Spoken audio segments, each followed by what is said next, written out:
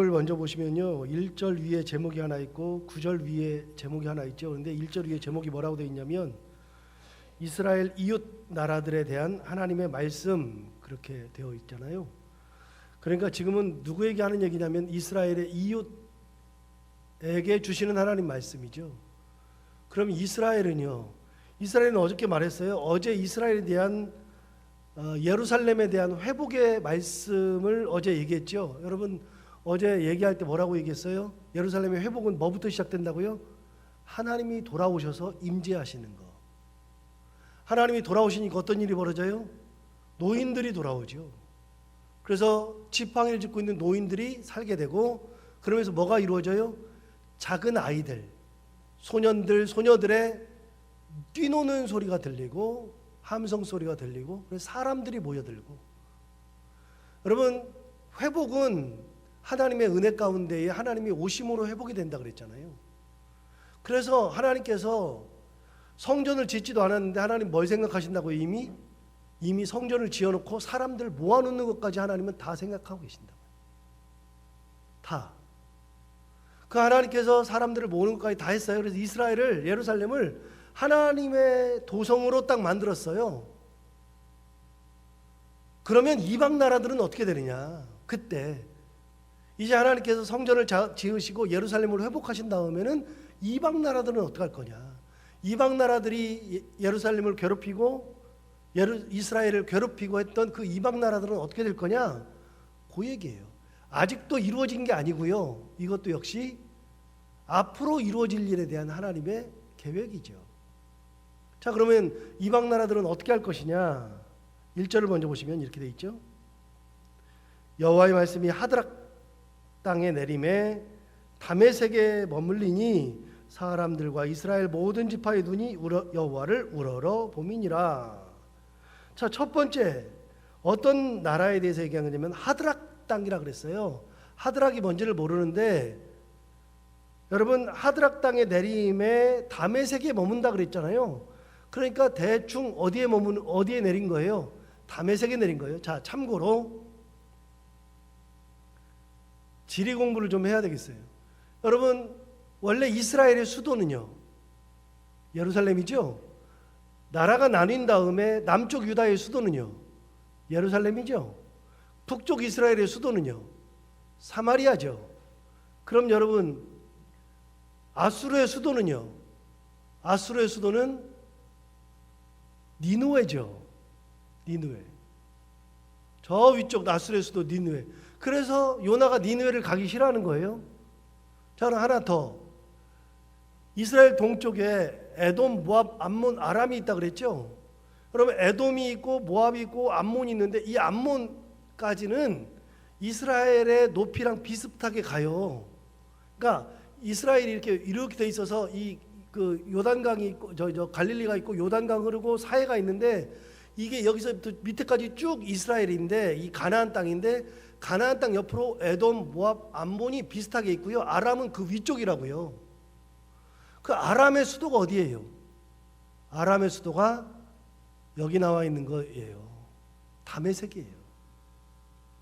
그러니까 사도 바울이 다메섹 도상에 가다가, 도상이라고 하는 것은 길도자 윗상자, 그러니 다메섹 길 위죠. 다메섹으로 가는 길이죠. 사도 바울이 옛날에 사울이었을 때 예수 믿는 사람들 잡아 죽이겠다고 그 공문서를 가지고 와서 막 잡으러 갈 때에 다메섹 도상에서 예수님을 만나죠. 오늘 오후 수요 성경 공부 때 그 얘기가 또 나오는데, 그렇게 갈 때 다메섹 도상이 어디냐? 이때로 따지면 아람의 수도예요. 아람의 수도. 자, 그러니까 기본적으로 우리가 대충 몇 가지 수도만 알아도, 나라와 수도만 알아도 성경이 쉽게 이해가 돼요. 자, 그러면 여기 아람이 이게 다메섹이 어디냐? 다메섹은 저쪽 위쪽에 아람의 수도. 아람의 수도 오른쪽 이쪽으로 아수르가 있고, 아수르 위쪽으로 바벨론이 있고, 바벨론 옆쪽으로 페르시아 바사 제국이 있어요. 성경은 이렇게 돼 있어요. 이렇게 가나안 땅이 이렇게 올라갔다가 여기에서 쭉 돌아서 내려가가지고 쭉 내려간 다음에 오른쪽으로. 그래서 이런 식으로 돼 있는데요. 여러분, 아브라함이 원래 태어난 곳이 하란이죠. 하란이 어디냐면 가나안 땅에서 위로 쭉 올라가가지고 아람 거쳐서 아수르 거쳐서 바벨론으로 가는데 이 바벨론 맨 끝에 여기가 하란이에요. 그 옆이 바로 페르시아 제국이에요. 그러니까 바벨론이에요. 아브라함이 태어났는데 고향이 바벨론이에요. 그럼 아브라함이 나중에 하란이 아니라 갈대아 우르죠. 갈대아 우르. 우르에서 하란으로 왔어요. 하란이 어디예요? 하란이 아수르 끝, 그 다음에 아람 끝, 이 경계선 속에 하란이 있어요. 대충 그렇게 알면 아브라함은 바벨론 문명, 아수르 문명을 다 경험하고 가나안 땅으로 내려왔다가 애굽까지 갔다 왔으니까 모든 문명을 다 경험한 사람이 아브라함이죠. 성경을 해석하는 게 달라져요. 어찌되었든지 간에 하나님의 말씀이 어디에 임했느냐? 다메섹에 임했대요. 다메섹에 임한 결과가 뭐냐면 1절 하반절에 나와요. 사람들과 이스라엘 모든 지파의 눈이 여호와를 우러러 본다. 여러분, 사람들이 왜 여호와를 우러러 봐요? 이스라엘 사람들은 왜 하나님을 우러러 봐요? 왜 그래요? 그곳에는 하나님의 말씀이 임할 곳이 아니에요.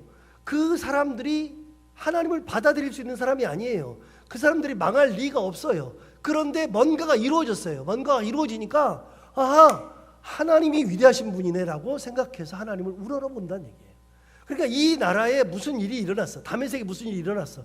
그걸 우리는 정확히 몰라요. 그 다음에 보면 무슨 일이 일어났는지 대충 알아요. 2절 보시면 그 접경한 하맛에도 임하겠고 그 다음에 두로와 시돈에도 임하리니 그들이 매우 지혜로움이라. 여러분, 두로와 시돈은 이 아람의 왼쪽 끝에 이쪽으로 끝으로 와서 지중해 쪽으로 딱 붙어있는 데가 두로와 시돈이잖아요. 페니키아. 그래서 페니키아, 베니게, 그리고 그 로마 시대는 수리아.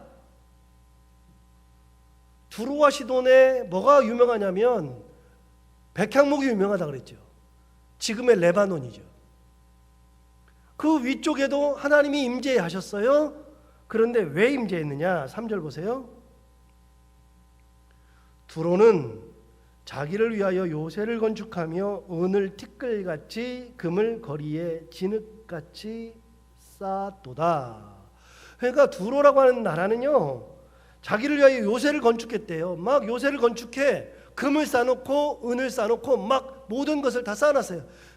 부족함이 없는 나라, 요새가 튼튼한 나라. 그러면 돈이 많고 다른 나라의 침입을 받을 필요가 없는 나라니까 굉장히 교만하죠. 교만하고 계속해서 이스라엘을 괴롭혔어요. 그렇기 때문에 하나님께서 임재하시는데 어떻게 되느냐? 임재하시니까 4절 보세요. 주께서 그를 정복하시며 그의 권세를 바다에 쳐 넣으시니 그가 불에 삼켜질지라. 하나님께서 그를 뭐 하신다고요? 정복하신대요. 이 나라 아까 봐요. 3절을 보세요. 3절을 보시면 두로는 자기를 위하여 뭘 건축했어요? 요새를 건축했어요. 여러분, 요새를 건축했으니까 다른 나라가 쳐들어올 수 있다 없다? 없다. 누구의 침입도 받을 필요가 없고 받을 수도 없고 받은 일도 별로 없고 그런 나라인데 그 나라를 누가 정복해요? 주께서 그를 정복하신대. 교만덩어리예요. 교만덩어리. 교만한 것만 있는 게 아니라 그들이 예루살렘, 이스라엘을 자꾸만 괴롭혔어요. 괴롭히니까 하나님께서 그를 정복해 버리신다. 정복해 버리시고 그의 권세를 바다에 쳐 넣으신다.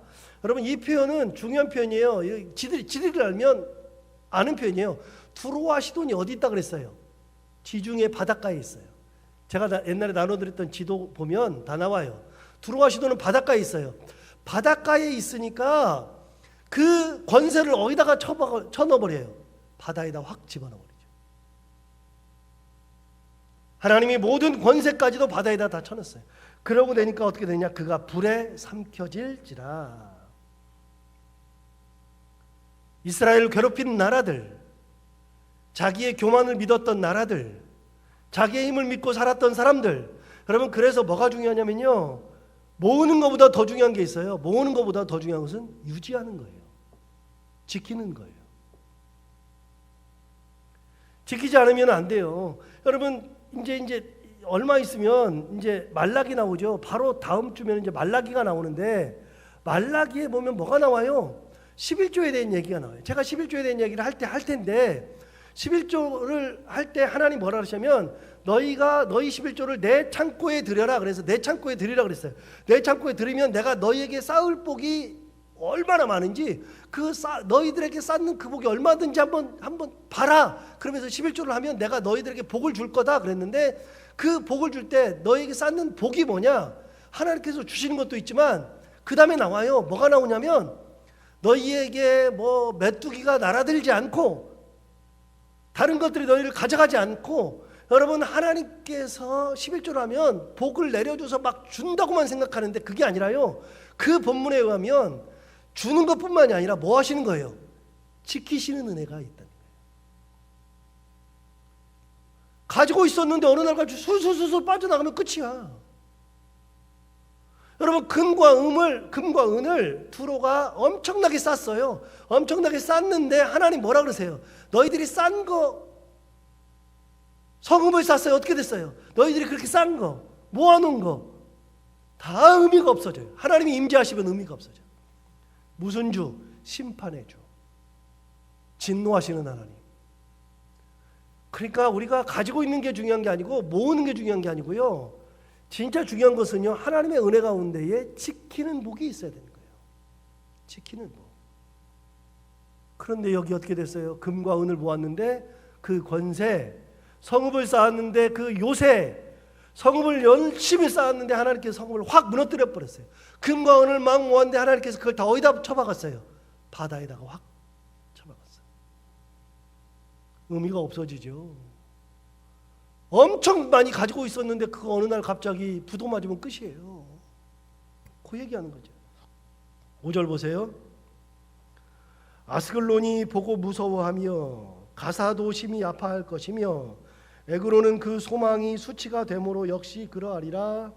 가사에는 임금이 끊어질 것이며 아스글론에는 주민이 없을 것이며 아스돗에는 잡족이 거주하리라. 내가 어떤 사람의 교만을 끊어요? 블레셋 사람의 교만을 끊죠. 자, 우리가 잘 아는 얘기. 블레셋에는 몇 개 도시가 있다고요? 블레셋에는 5개 도시가 있다고 그랬어요. 여기 다 나오잖아요. 5절 보세요. 아스글론 나왔죠?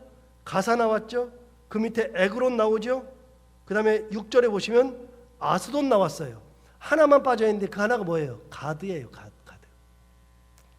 그래서 블레셋의 5도시는 5개 도시는 가사, 가드, 아스글론, 에그론, 아스돗 이렇게 5개예요. 원래 블레셋은요 도시국가가 연합되어 있는 거예요. 5개의 국가가 5개 도시국가가 연합되어 있는 게 블레셋이란 나라예요.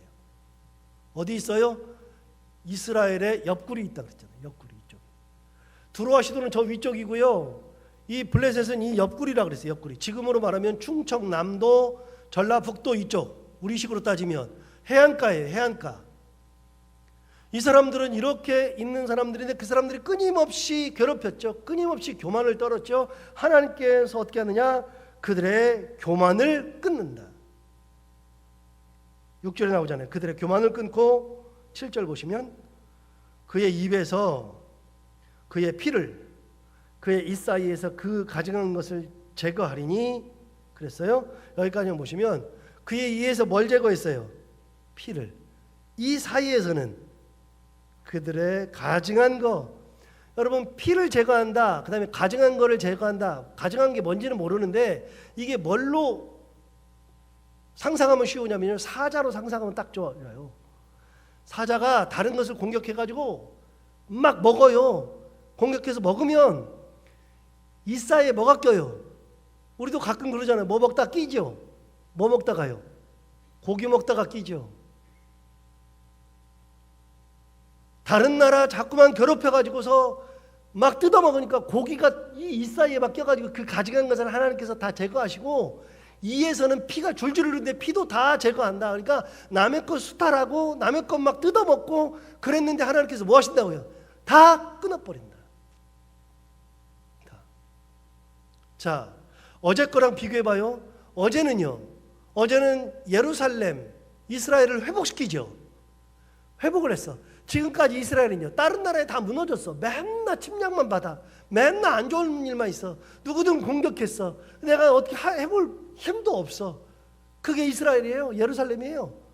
그렇게 막 공격해서 나라가 없어졌어요. 그런데 하나님 뭔 생각한다고요? 예루살렘을 다시 세울 계획을 가지고 계세요.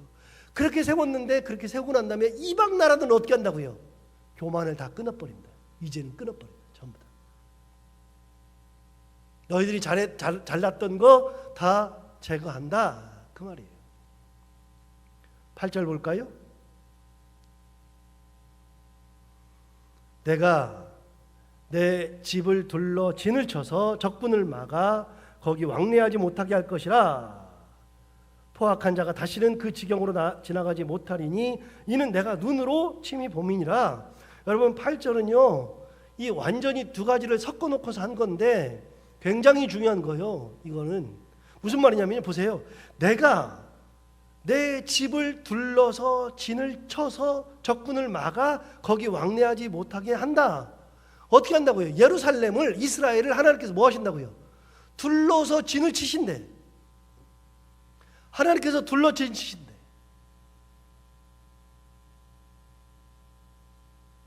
지금까지는 이스라엘 사람들이 열심히 막았어요. 사람들이 열심히 막았는데 나라가 멸망했어. 그런데 이제는 어떻게 하신다고요? 하나님이 내가 진을 친다. 내가. 그러니까 이스라엘은 누가 보호한다고요? 이제부터는 내가 보호한다 그 말이죠. 내가 보호한다. 내가 너희를 보호한다. 여러분 스가랴 2장 한번 가볼까요? 지난번에 했는데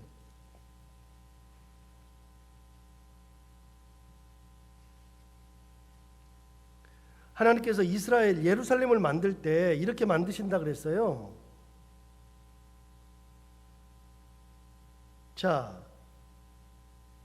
2장 1절 보시면 내가 또 눈을 들어본즉 한 사람이 측량줄을 그의 손에 잡았기로 내가 어디로 가느냐 물은즉 그가 내게 대답하되 예루살렘을 측량하며 그 너비와 길이를 보고자 하노라 그랬어요.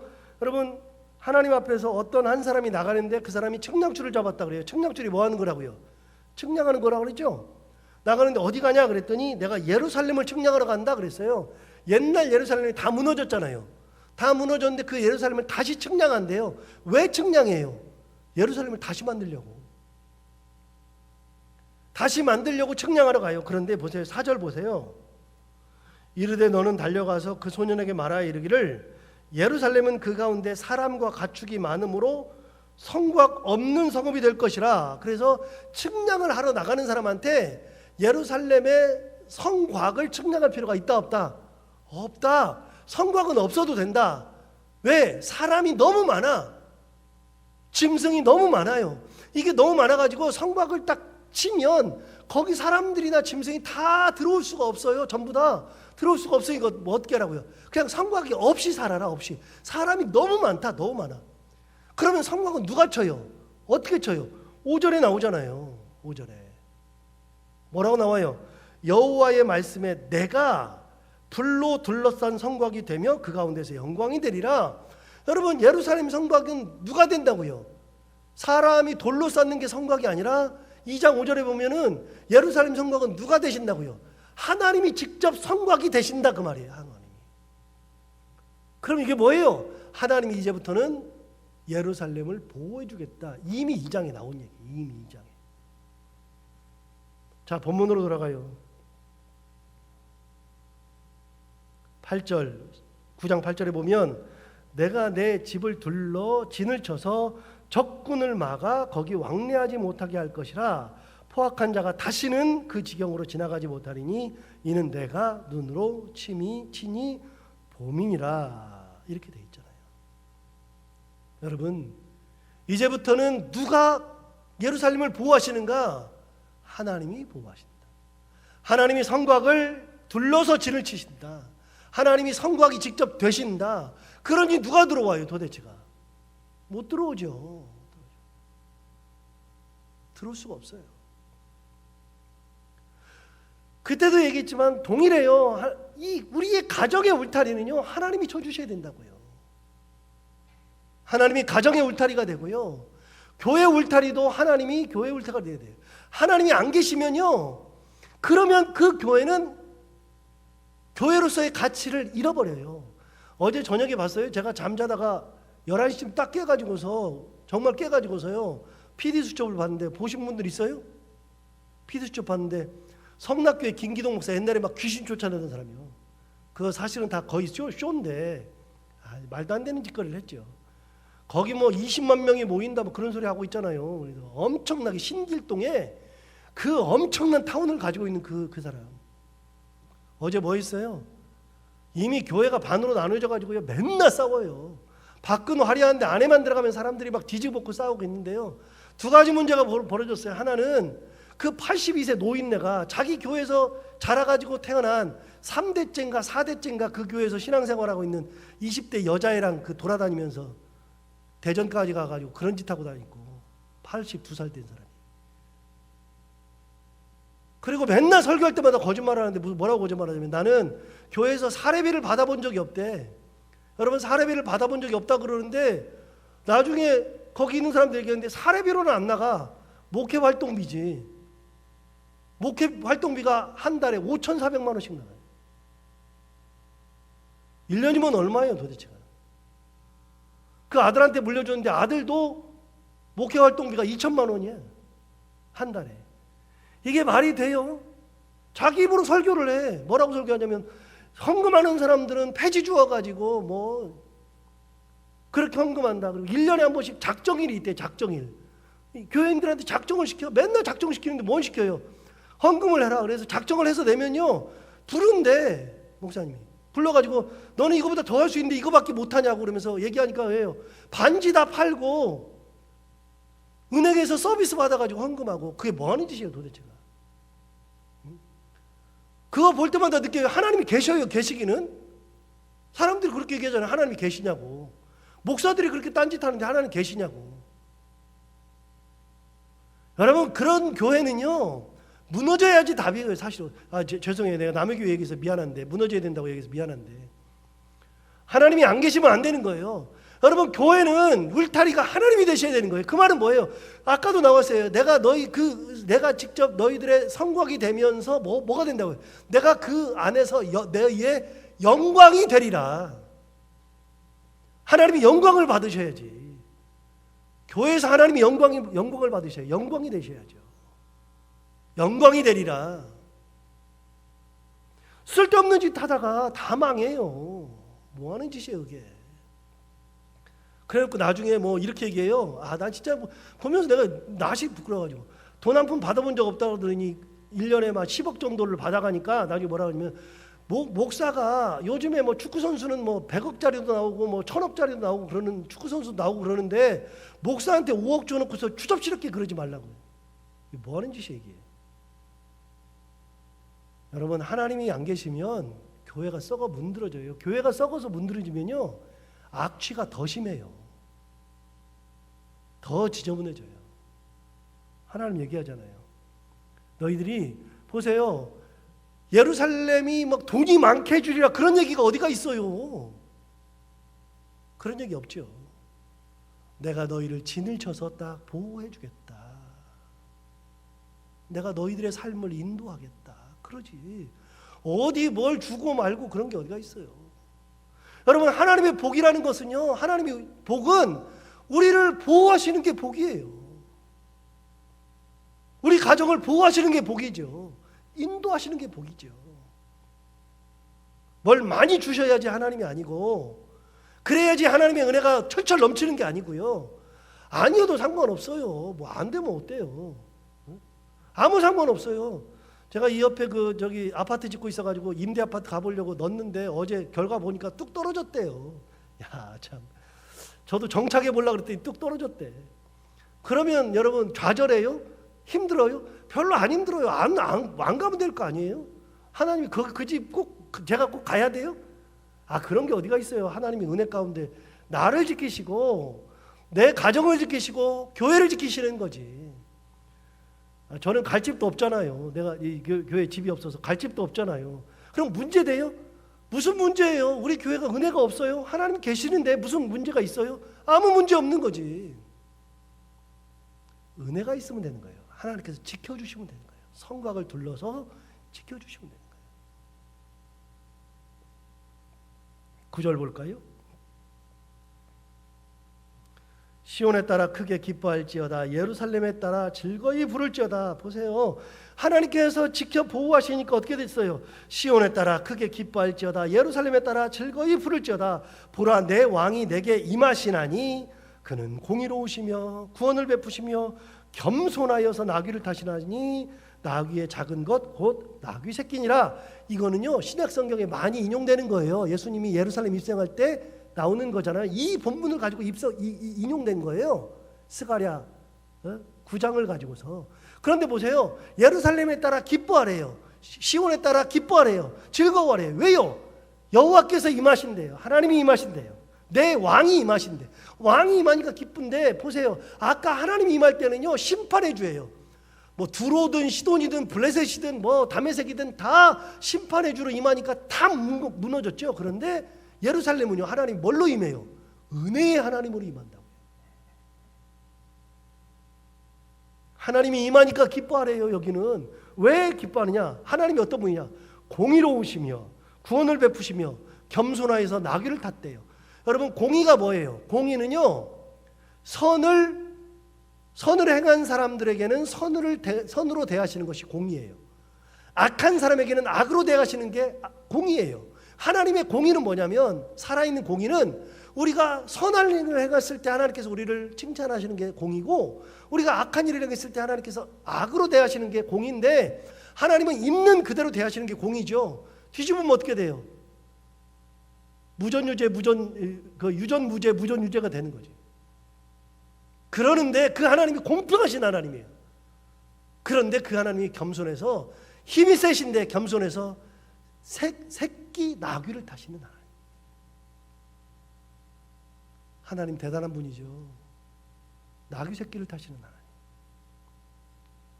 10절 내가 에브라임의 병거와 예루살렘의 말을 끊겠고 병거가 없어진대요. 말들이 없어진대요. 전쟁하는 활도 끊으리니 활도 없어진대요. 그가 이방 사람에게 화평을 전할 것이요 그의 통치는 바다에서 바다까지 이르고 유브라데 강에서 땅끝까지 이르리라. 하나님의 은혜가 임하니까 뭐가 임했어요? 화평이 임했어요. 전쟁이 사라지죠. 하나님이 임하는 곳에는 전쟁이 사라지고 뭐가 와요? 화평이 찾아와요. 은혜가 찾아오는 거죠. 여러분 하나님의 임재가 이런 거예요. 우리의 삶 속에 하나님의 임재가 항상 있어서 우리 가운데 화평이 항상 있고 은혜가 항상 있고 가정을 보호하시는 하나님, 갈 길을 인도하시는 하나님, 우리의 삶을 보호하시는 둘러 진치시고 인도하시는 그 하나님의 은혜가 여러분의 삶 가운데, 여러분의 가정 가운데 가득하기를 바랍니다. 기도하겠습니다. 하나님 아버지 오늘도 귀한 말씀으로 주셔서 감사합니다. 교만할 필요가 없습니다. 말씀 앞에 서면 우리가 진짜 교만할 것도 없고 아둥바둥하면서 지지고 볶을 필요도 별로 없습니다. 진짜 하나님 딱 붙들고 살면 됩니다. 하나님 아버지 진짜 우리가 그렇게 하나님을 붙들고 살게 하여 주옵시고 하나님의 은혜 가운데 살게 하여 주옵시고 우리의 가정을 둘러 진치시고 우리의 삶을 둘러 진치시고 우리들의 교회를 둘러 진치시는 하나님의 은혜가 있어서 그 가운데서 하나님의 영광이 드러나며 하나님께서 영광을 취하시는 놀라운 은혜의 삶을 살아가는 저희들 모두가 다 되게 하여 주옵소서. 하나님의 임재하시면 화평이 찾아온다 그랬습니다. 은혜가 찾아온다 그랬는데 하나님 아버지 우리 가운데에 화평으로 임재하시고 은혜로 임재하셔서 우리가 항상 웃게 하시고 즐거워하시고 하게 하시고 기뻐하게 하시며 하나님의 은혜를 찬양하며 살아가는 그런 저희들 모두가 다 되게 하여 주옵소서. 오늘도 해야 되는 것들 기쁨으로 감당하고 만난 이들과 함께 웃으며 행복한 하루를 보낼 수 있도록 인도하여 주옵소서. 예수님 이름으로 기도하옵나이다.